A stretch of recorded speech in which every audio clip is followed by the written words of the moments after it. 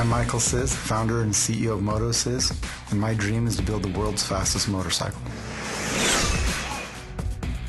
It's a family obsession, for sure. We have wonderful photos of my great-grandparents from both my grandfather's and my grandmother's side. So in the early 1900s, they were riding.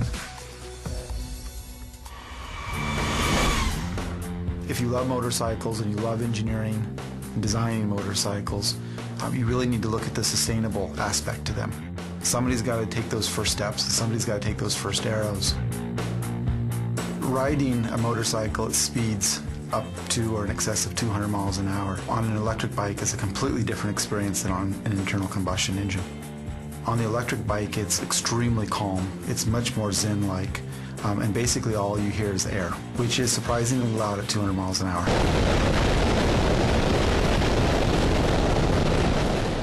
Basically every year we need to create a new motorcycle that's better and faster than the previous year. We're not here simply to make motorcycles that aren't aesthetic as well. That is part of the engineering and problem-solving DNA to us, and it starts with sketches.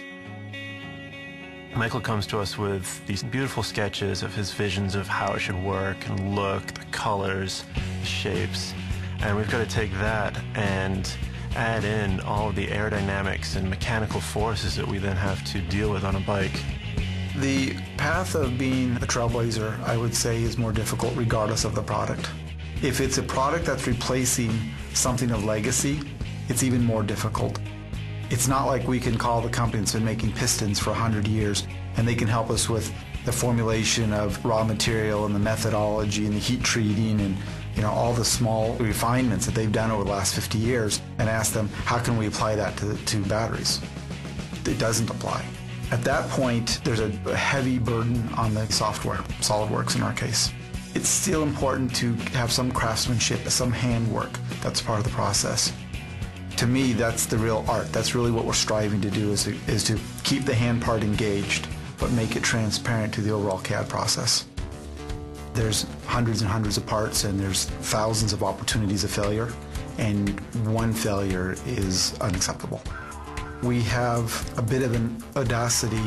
We dream big, think big, and want to take the big step. You need the tools of the powerful modeling programs like SolidWorks to do that. Michael came to us and he said, listen, we're overweight on the bike. If we're going to win the Isle of Man, we need to get the weight out. And we started looking at the big chunks. One of the biggest areas on the bike is the swing arm. We began using the finite element software to really optimize that. Applied loads and constraints to the model. All those dark areas, that's where we needed to remove the meat. So we went in, we started carving away. We got 12 pounds out of it and increased the performance of the bike. Michael approached me and he said, I've been thinking about the suspension on the bike and I want to do something novel. I'd like to look into taking the springs and dampers and moving them up to where the tank would be on a normal motorcycle, because we don't have gas, so what are we going to put there, right? So we talked about putting the suspension up there. The SolidWorks software really helped us to approach it very quickly. We started with just basic sketches, figuring out, can we get the geometry to work? Can we get the forces to work? Our bike development time was 4 months. There's no way we could have done it without the tools that SolidWorks brought to the table. There's just no way. SolidWorks has allowed us to basically go down this clean sheet path and come out on the other side of it with a bike that literally goes together first try, which is amazing. The last 2 years, we had virtually no testing, and the bikes never saw the light of day until they were taken out of the crates on the Isle of Man. I think it's a testament to basically the ability of our team in using the tools that we have like SolidWorks, that we can actually have that much faith in parts that have never been tested, hand it to a rider and say, go ahead and take on the most challenging and dangerous course in the world. Last year we won the Isle of Man for the second time, and before MotoSiz won the Isle of Man, the last American bike to win at the Isle of Man was an Indian in 1911. To stand there and see your bike come up the road that some of the greatest racers in history have come up and cross that finish line, to recognize it as your bike and your rider, it's overwhelming. It's not to the same degree of having a birth, but it's really close.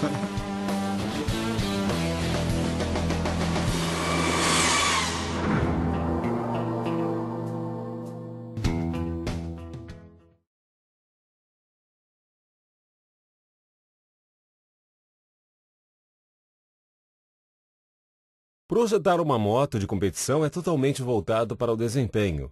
Um dos maiores desafios é encontrar o equilíbrio ideal entre força e peso. A visualização de montagem é a ferramenta ideal para saber, em meio às centenas de peças e possibilidades, quais são os componentes mais pesados do projeto. Com esse recurso, é possível filtrar e classificar os componentes da montagem com base em qualquer propriedade. Como ele também aplica cores para aumentar a claridade, é muito fácil identificar as peças com peso maior, como o braço articulado, e concentrar toda a nossa atenção nos componentes que mais afetam o desempenho da moto. Enquanto trabalhamos em nosso modelo, as configurações podem ser usadas como uma maneira conveniente de criar diferentes conceitos ou de preparar um modelo para análise com a remoção de peças e componentes de fixação desnecessários. Em seguida, podemos usar o SolidWorks Simulation para aprimorar nosso projeto, fazendo testes e comparando as inúmeras variações e conceitos, com o objetivo de encontrar a melhor alternativa. Os materiais de cada sólido são transferidos e atribuídos automaticamente. Dessa forma, é apenas uma questão de aplicar as cargas e restrições para simular as condições operacionais reais, nas quais o projeto será executado. Usamos acessórios de fixação para prender a montagem no lugar. Depois, basta selecionar a geometria e especificar a localização e direção das forças aplicadas às estruturas.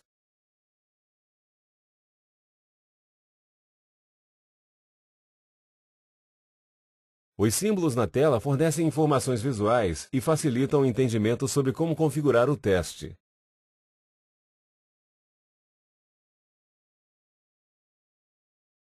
Neste ponto, vamos redefinir as propriedades de malha e executar a análise estática para calcular os deslocamentos, esforços e tensões. A variedade de ferramentas para a visualização de resultados nos permite obter uma incrível percepção de nosso modelo e identificar diversas áreas onde o material pode ser removido sem afetar a resistência do braço articulado.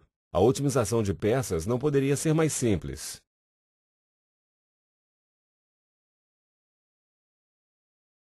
Ao entalhar essas peças e criarmos bolsos, economizamos literalmente mais de 10 quilos nesta montagem, enquanto mantemos a integridade do projeto estrutural. Além de tudo isso, podemos aproveitar o estudo anterior de simulação para avaliar nossa geometria otimizada com a ajuda do comando em duplicidade dessa configuração. Depois disso, basta clicar em executar. A malha do modelo será gerada automaticamente e o resultado aparecerá em segundos. O que costumava levar horas ou dias, agora é concluído rapidamente como parte do processo tradicional e elimina a necessidade de protótipos. O novo projeto reduz o peso da submontagem em até 50% e oferece propriedades mecânicas semelhantes.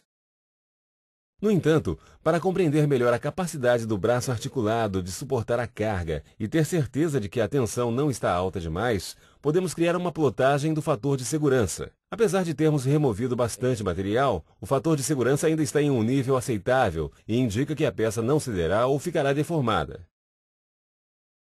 Por fim, podemos até mesmo comparar os resultados com as plotagens semelhantes provenientes de outros estudos, visualizar o impacto do material usado e selecionar o melhor projeto a ser desenvolvido.